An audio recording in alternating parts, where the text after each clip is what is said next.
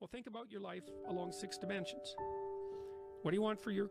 So the goal is this. You're going to take care of yourself.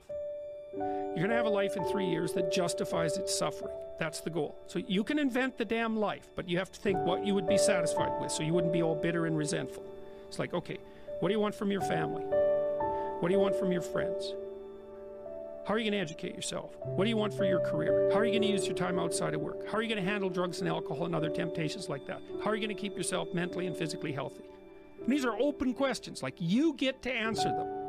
The idea is you can have whatever you want, but you have to figure out what it is. It has to be realistic, and you have to figure out what it is. It's okay, so now develop a vision. What's your life going to be like in 3 to 5 years? So you write it down.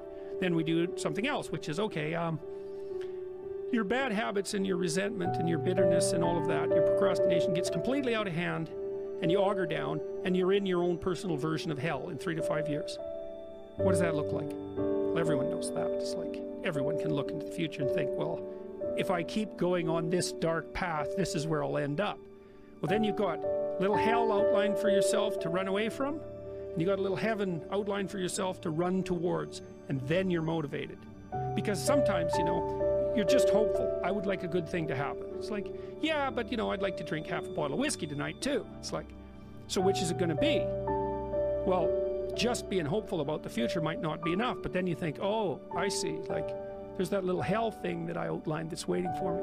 And maybe I'm afraid of taking the next step forward because it's demanding and challenging. It's like, yeah, I'm afraid of that, but I'm way more afraid of where I might end up if I don't get my act together.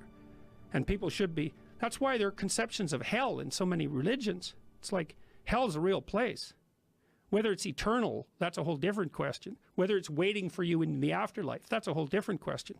But if you've never met anyone in hell, you haven't lived very long. You haven't had your eyes open.